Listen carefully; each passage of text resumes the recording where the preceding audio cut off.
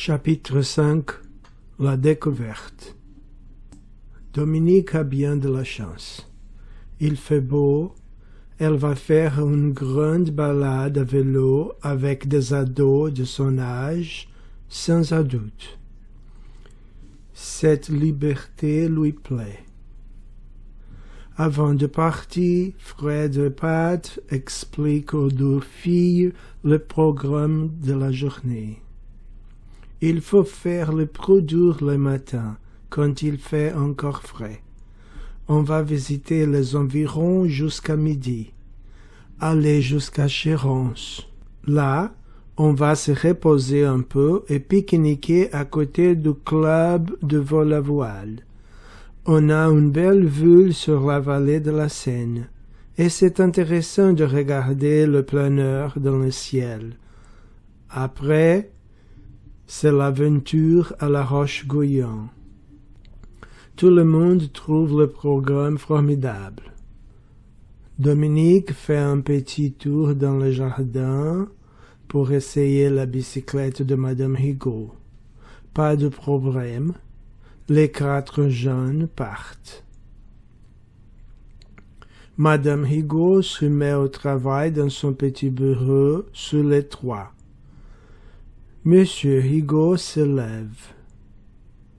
Il est rentré du travail très tard hier soir et il profite du calme pour prendre son petit déjeuner dans le jardin. Vers 2 heures, les 4 amis remontent sur leur vélo. Ce n'est pas fatigant, la route descend vers la Roche-Guyon.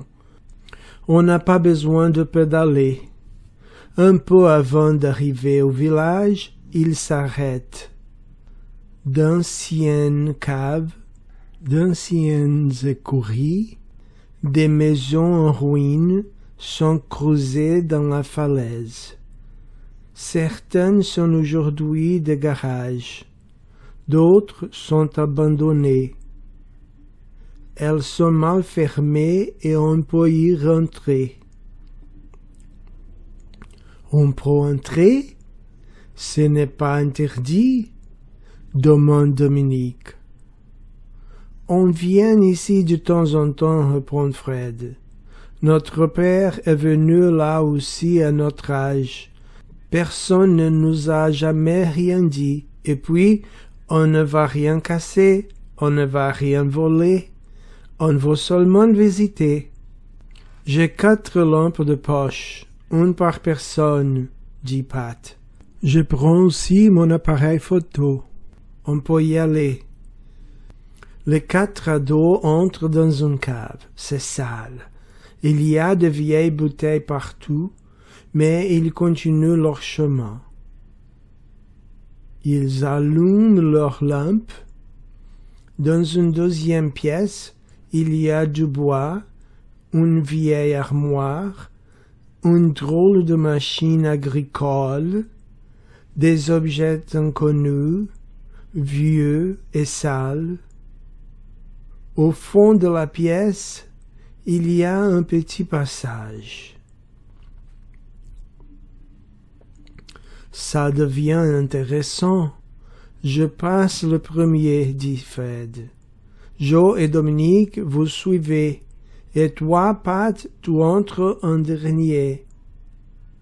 Vous voulez vraiment entrer là? Demande Dominique. Ce n'est pas dangereux? Mais non, Dominique. On est 4. On a nos lampes. Et tu es entre Joe et moi, dit Pat. Il ne faut pas avoir peur. Ça va. On continue. Les jeunes avancent lentement.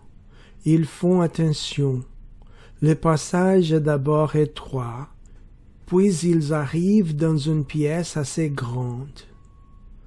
Ils la traversent, ils continuent leur chemin dans un nouveau passage. Fred est toujours en tête. Tout à coup, « Attention !» crie Fred. Mais il ne termine pas sa phrase et elle est tombée dans un trou. « Hé, Fred, ça va ?» demande Joséphine. Où es-tu? Je ne te vois pas. Tout te fait mal? Demande Dominique. Non, ça va. Mais ma lampe est cassée. J'ai pris un chemin trop rapide, mais vous pouvez descendre plus lentement. Faites attention. Joséphine avance doucement. Pat aide Dominique. Il retrouve Fred.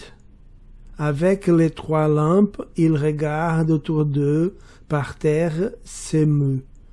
On marche dans la poussière, dans un sable très fin. Pat veut faire une photo. Il fait 2 pas en arrière.